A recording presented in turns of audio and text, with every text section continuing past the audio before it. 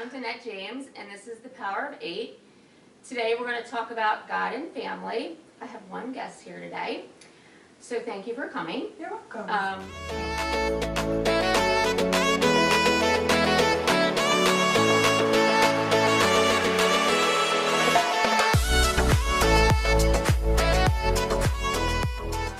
Can you tell me a little bit about yourself? My name is Jacqueline.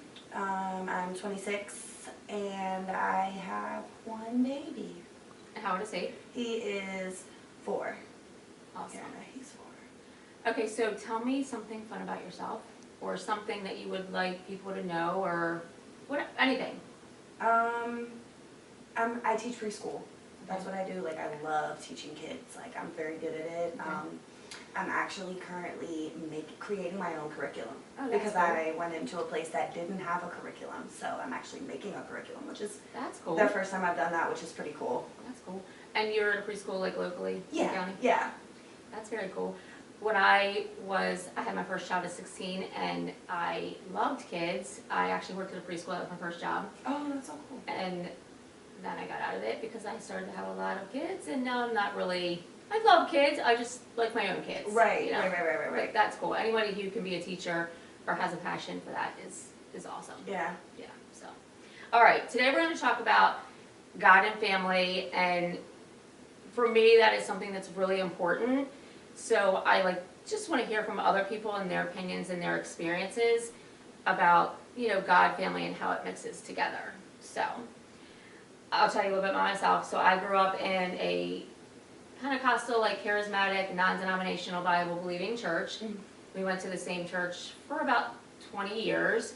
The pastor there is probably one of the only pastors that I've ever met that what he preaches at the pulpit, he walks in life. Mm-hmm. And I don't know many pastors like that. So he still pastors there, and he literally looks the same from when I started going there at 8 years old. Mm-hmm. I became very close with his family, and one of his daughters I'm still close with, and she works for me here and there. But so then when I left there, I kind of stepped away from church for a little bit, and went to a few churches. Now I do not attend church regularly. I have a foundation of God in church and all that. So I basically watch Lighthouse online Mm-hmm. and Elevation Church online. But, I don't go regularly just because I don't have the time, and with a lot of kids, so. It's hard. So anyway, tell me about you and your, church history. I grew up in a church. My dad is actually a pastor. Mm-hmm. So that was really difficult, Yeah. For a long time. So you're a pastor's child. Yeah. So when I was able to step away from church, I did. Just because it was a lot. I think It was that's a lot common. being the pastor's Yeah. child. There's a lot of pressure put on you. Definitely. It's you're in the spotlight. You're the one, even if everybody else is doing something wrong, you led them can't- to doing yeah, it. yeah. You are the one. Yeah. You're the leader. And so that was really difficult for me. And for a long time, I couldn't separate church from my relationship with God. So that's where kind of my roadblock was. I didn't realize that I could have a relationship with God and not Have to go to church. have to go to church or have to be in church every Sunday. Or a role and in have church, yeah, yeah. exactly. I don't have to be a worship leader or a children's pastor for me to have a relationship with God on my own separately. Yeah. And that my relationship with God is going to be different than my dad or my mom or my brother, because even my brother's a pastor now. Okay. And he's going to be starting his own church, and then I'm the one that, had the baby and went away to school and partied. Didn't follow the path that everyone else, them or yeah. the church would think that you should follow. Yeah. So I actually am in recovery now, even. So I have almost 8 months clean, which that was a big turning point for me, where the God thing was concerned because I'm a part of AA. Yes. So God is a big part Spiritual, of what yeah. you have to have a spiritual connection. That is Or a the higher only power. way, that you're going to. And it's more about what your spiritual insides look like. Your higher power could be anything. Yeah. For me, I chose God because I was so familiar with God, and I was so familiar with, I've seen God do things. I know that God is real. You couldn't tell me that he's not real. It's just I was mad at him for a really long time. Yeah, so you grew up with the foundations of everything the Bible says, Mhm. and so it was easy for you to find your To higher find my power. God, Whereas some people who have never been raised in church and they go through that, they have to figure out what their higher power is. Yeah, or their it's a spirit really, guide, yeah. and it's a really hard process. I've seen a lot of people like make their higher power that candle until they can figure out like What it's gonna be. you know, you gotta start somewhere, and prayer is a really big part of that. And a lot of people use the word meditation, but to me it's the same thing. It is. Like, to me, prayer, meditation, I've been doing that my whole life anyway. And it really came down to a point of like, I was really desperate. And it was gonna be, I either believe in something or I'm just gonna die. Yeah. So that's what it had to be for me. Yeah. I think, you know, people who are raised in church, you know, there's been times I've been mad at God. My stepmom was killed in a car accident when I was 21, and I was like, what's happening? You know, so having a foundation, even as a pastor's child or not, is great to have, because like you and I'm sure have seen things that God can do. Yeah. Whereas other people who did not have a church upbringing, they have no idea that things can happen. It's hard for them to get the faith. Yeah. Like you and I just grew up, we just knew it. Like it was going to happen. Like we didn't even have to question the faith. You know, so for you, like going into recovery, you had seen God do things. Yeah. And you had faith instilled in you, so it was probably easier for you. And that I think is a great thing to, even though being a pastor's child is very hard. Yeah. But you do, you know, get a good foundation, and then where your direction goes, your direction goes. Yeah. You know, and then coming back to it can be great. Yeah. Yeah. Well, that's, you know, thanks for sharing that. So why is God in family important? Like I feel like, you know, for my kids, and not all my kids have been really, really actively raised in church, but some have. And I just feel like they have to have some background, you know, like I was raised, maybe not as much, and definitely not the way that I was raised. Yeah. But I feel like they need to like know Bible stories and like know morals and, you know, have a faith base so that, you know, if something does happen, they can go back to that. They know where to contact. Yeah. Yeah. I think it's really important that they learn to believe in something. Like, I feel like a lot of people who are just wandering, like, that opens up the door to a lot of things that necessarily shouldn't be. Like, my son, he loves church. He knows that my dad's the pastor. He knows he's up on stage. Like, he's even sang on stage because that's what he sees. Like, the people that I hang around and I put myself around are people who are God-fearing, who are, you know, he's emulating these people. And I feel like it's really important for, you know, especially being so young, being 4 years old, you should be emulating something positive. And, okay, not everybody believes in the church thing, not everybody believes in God, but I feel like it's a really positive foundation where we are at church, and when we are, you know, the people that I've grown up with and I've been around, it's just something positive to follow. Like, if nothing else, it's positive people to be around, you know, positive people for him to grow up with. Yeah, I agree. Like, I think youth is important. My 13-year-old is in the youth group at Lighthouse, and that's a really big church, which I grew up in a small church, so for me that's a lot. But she loves it, and like I said, we didn't overly go to church a lot when she was a kid, but you know, now she's the one that wanted to go, and all 4 of my older kids, 5, you know, they know the basics, and then that's what they fall back on. Even though we didn't go to church like I did 2, 3, however many days a week, they still have that in them. Clearly, we didn't need to go to church 3 or 4 days a week to have what my kids have. Right. You know, so, and she likes the youth group, so I think it is important that it is instilled in them in some way. But I think kind of the way that I did it, and kind of sat back and let them make the decisions, that in some ways it turned out better. Yeah. My brother stopped going to church when I think he was about 15, and he hasn't gone back because he was like pushed into it. And he has the foundations in him, but I didn't really do that with my kids. I let them at some point make the decision and just not push it. So, but I think within my family, it's important. Yeah. Yeah. I feel like that whole, you know, I was raised and we went to church every day of the week and stuff like that. Like, that's all I feel like sometimes it's a cop-out. Yeah. For a lot of people, because it's like, okay, I was a pastor's kid. I dealt with a lot of things. I went through the same thing you did. Yeah. Like, sometimes I feel like it's just, I don't want to go to church, so I'm going to use the excuse of we did it too much and we were doing this too much. You don't know what too much is. Yeah. you have no Yeah. idea, you know, sometimes.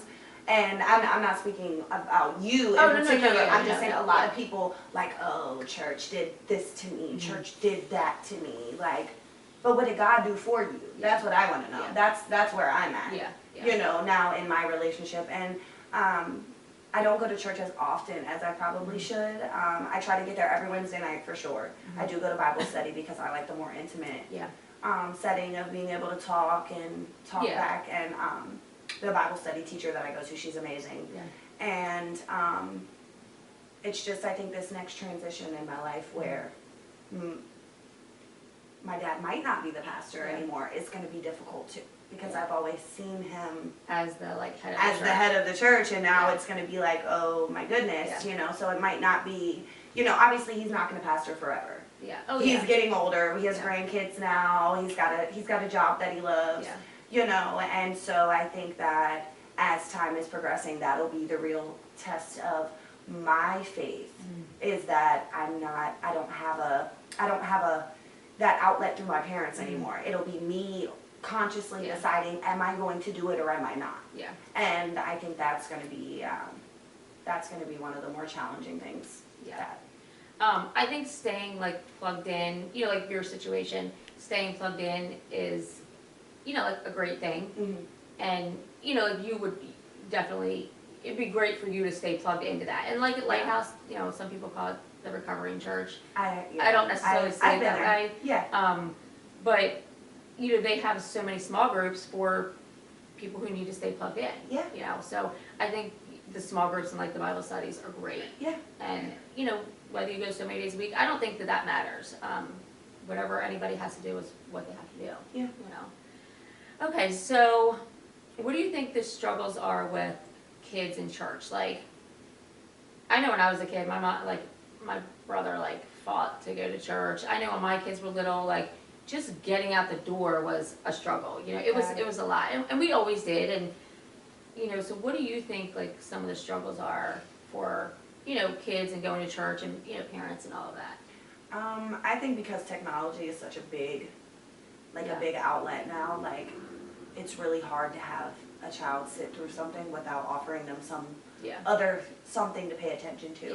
Yeah. So I think that it's really difficult. Like, I remember even being as little as 4 or 5 years old and having to sit in church, and my dad would call me out from the pulpit, like, sit still. Oh my gosh. Don't do that. Oh my goodness, wake up, you know?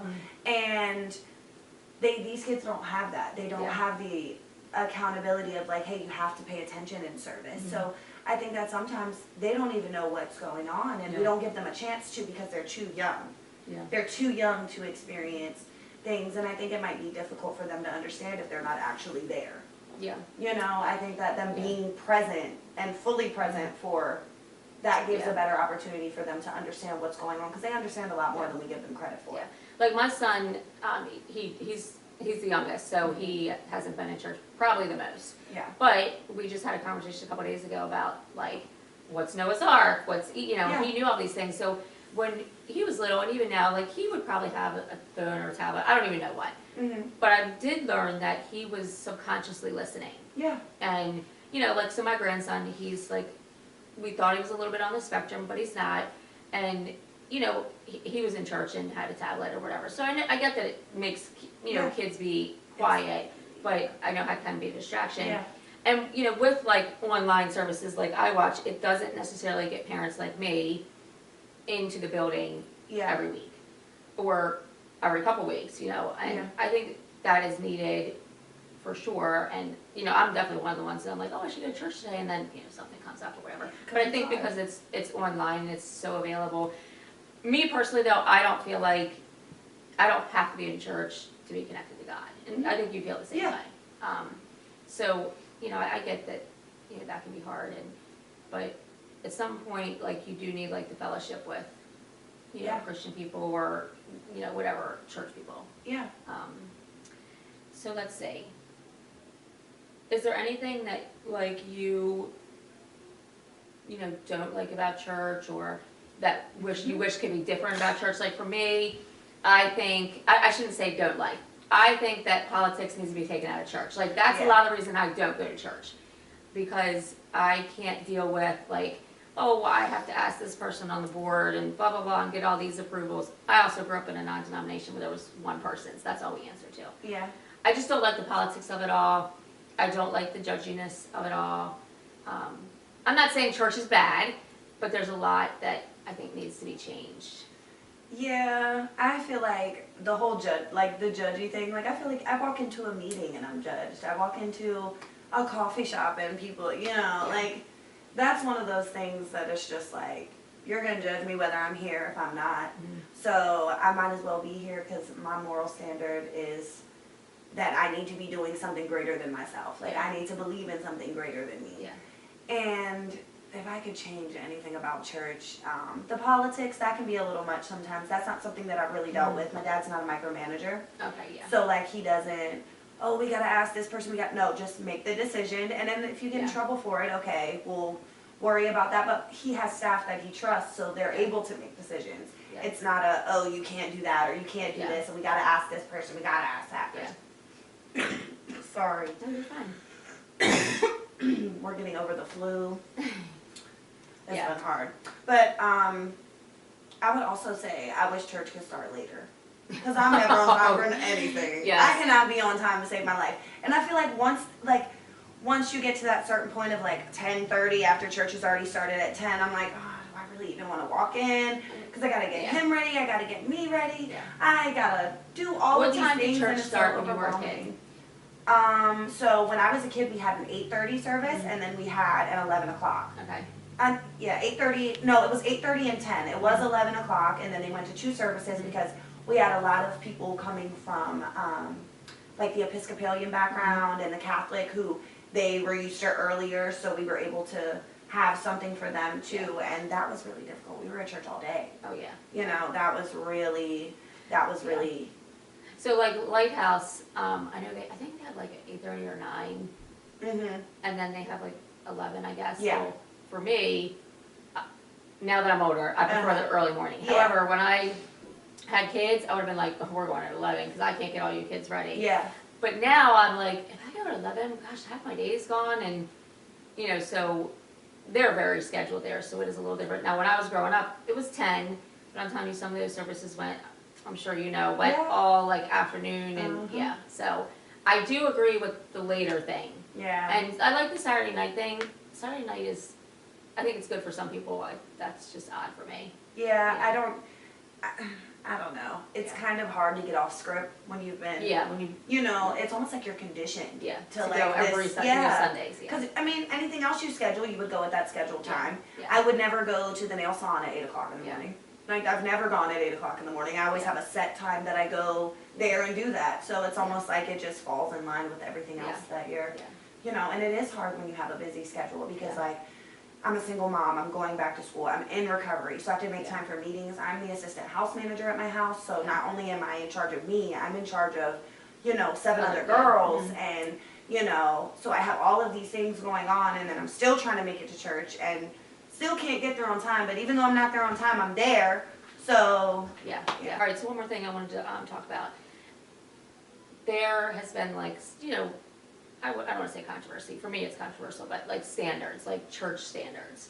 So for me, I was raised in a very strict, non-denominational, Bible-believing church where I was taught that if you drink alcohol, man, you're going to hell. Like, if you listen to rock music, you're going to hell. Like, everything you did, unless it was in church, you were going to hell. So now there are like standards on, and this is in today's world, like, if you were gay, you can't be involved in church. Or if you are, living with someone like my fiance and I live together, that, that's bad and you can't volunteer and, you're going to hell. Or if you're in recovery, it depends on the place, but, they have standards for, what you should do and what you should. So I have really different opinions on that. Like, I do not feel like one sin is greater than another. I have family that are very, very religious, and I highly respect them, but they're gossipy and they're judgy. Well, I'm sorry, your choice of a sin versus mine is not any different. Yeah. So I look at the standards for how life is now, and again, I grew up in a church just like you, and I understand the Bible, but I think that things shift. So, like, what do you think? I don't think we've ever had a problem with anyone coming and sitting on the pews. Like, I don't remember a time where, like. No, I'm sorry, I was meaning like in being active in church, so Okay. like volunteering or being like a lead Sunday school teacher or Okay, even well, I being a don't- greeter or anything. Yeah. So I don't think that if you're living a lifestyle that's contrary to what any church believes, they're not going to let you. It doesn't matter, Christian, Muslim. Catholic, yeah. Yeah, it doesn't matter. You're not going to be able to minister in that church, and I don't necessarily feel like that's wrong. But that's just my Because preference. you were raised like me, that's what we grew up on. But yeah, but I don't feel like that's wrong from a personal standpoint, because I never, while I was using or doing something I'm not supposed to do, was I ever like, hey, let me get on the platform and minister to you, because my life's not right. Yeah. I'm not right. I can't pour from an empty cup, so to speak. Yeah. And so, for me, that's always been something that I feel like, no matter what anyone around me could say, they've always respected about me, is that I'm not going to be the one to get up and do things knowing that I'm not living a life that I should be. I don't necessarily, nobody's perfect. Yeah. Obviously, we all make mistakes. We all have certain things that we do that are sins, and none is greater than the other. But I feel like there has to be a standard. There's a standard at any professional place you would go to. Yeah. At your job, there's a standard. I wasn't allowed to be alone with kids until I had been working with kids a certain time. I had to have a background check. I had to pass certain things. So why wouldn't we be able to implement that in a church standard? Yeah. Because anywhere else we go, there's a standard of, what you're supposed to have done or what you're supposed to be doing or anything like that. Why wouldn't you implement that in a church environment? When you stand for nothing, you're going to fall for anything. So do you think, based on the way that the world is now, with sexuality and things like that, let's say someone who is transgender and like has a sex change, like so they become a woman or whatever, and then so that person's now a woman and they're married to a man. I'm pretty sure the church would see that as gay, right? yeah, Because technically you were born a man, now you're a woman. yeah. So I just like you think that the church has to change based on the way society is now. Because if that person's physically a man now, and I'm sorry, physically a woman now, but is married to a man, that's how the Bible would say man and a woman, but he was actually born a man. Do you know what I'm saying? Like, I know that's like something really controversial, but should the church have to rethink No, the way that? because the world's not rethinking itself for the church. Yeah, that's true. The world's not doing any changing for us. Yeah. And when it comes to sexuality, I feel like it's all about, what they want as opposed to what we want. Me as a heterosexual female, I can't say anything, but you get on Instagram or Facebook and you see a homosexual male and he's on there emulating what a real female acts like, and that's funny. Yeah. Like, there's no standard I don't feel where they don't consider our feelings, but we have to consider theirs. Oh, yeah, yeah. Like, there's no, hey, what do I feel about something? I'm not allowed to feel anything without being a hater or I'm totally without with you on being that, against your lifestyle. Yeah. I can't disagree with you and still love you. Yeah. And I think that's the problem, is that everybody's offended about something. Everybody wants to be offended about something so bad that they just have to, I think love, emulate this. like when you talk about standards and things like that, I think like the love aspect has been taken out of church.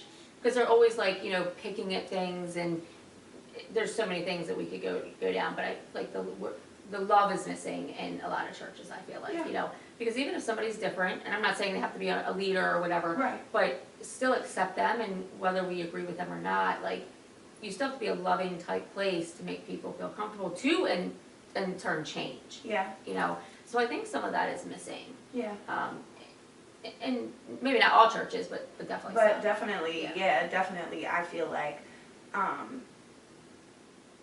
I would go to a church that wouldn't allow someone to sit on their pews even if they were, living together or involved in a homosexual relationship. Yeah. We've had people come in and sit on the pews at the church I attend, and nobody's blinked an eye twice because they haven't asked to sing, they haven't asked to, they're just coming to church. Everybody deserves the right to be able to have a relationship with God in their own way.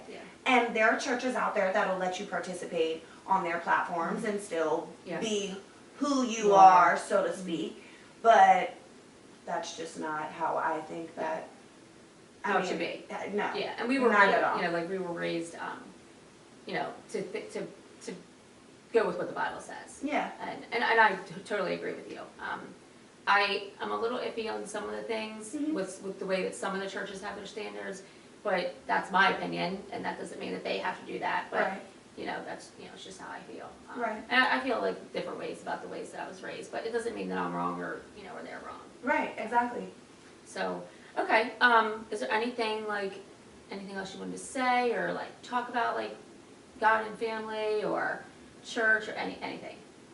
No, I think that pretty much sums it up. I feel like as long as you have God a part of your family in any way that you do it, every way is different and everybody's lifestyle is different to where they can either watch church on TV or go to church in church. Like however you're doing it, as long as you're laying that foundation, big kudos to you, because a lot of people don't know where to take a stand. And if you're taking a stand in your family first is where it starts. And so that's a big, that would be something that I'm really... That's great. Yeah, it's awesome. All right, so the last thing we do is talk about #blessed and how like we feel blessed. My blessed is that I'm thankful for technology, so I'm able to get what I need online. I have a business, a cleaning business, so a lot of times like, you know, I won't get it on Sundays, so I'll listen to it throughout the week, and even like past sermons and other stuff. So I'm definitely happy and blessed in that way that I live where in this day and age that I can get that, and not just one day of the week. If I need it 7 days of the week, it's available. And I don't have to like leave my house or go to a building or deal with anyone. Sometimes it's hard as a mom to just put clothes on some days. Yeah. So what about you? I'm blessed that there is a place for me just in society in general. I feel like it's becoming more and more of a thing to know about recovery, to know about what we do, and there's a place for me to go, and there's a place for me to be who I am without having the judgment of everyone else around me. So I'm just really blessed to be clean, and I'm really blessed that I'm alive and that I have custody of my son, and that you should be very we're doing amazing. Very proud of yourself. Yeah, so I know that it's hard and it can be hard, so definitely should be very proud of yourself. So thank you. That's great. I think that is it. So I thank you for coming. I really, really appreciate it, and I think we should have you come back and talk about some recovery things. I think that's like a great topic that needs to be talked about. Yeah, for sure. thank you we need to erase the stigma. Exactly. Yes. So thank you for coming, and thank you for watching. Go on to my channel, and if you have any suggestions or comments about church, God and family, or recovery or anything, please leave a comment. And thank you for coming. Thank you for watching. Bye-bye. Thank you for watching this episode of The Power of 8 with Danette James. Please like the episode, subscribe to my channel, and click the bell for notification. Thanks, and have a great day.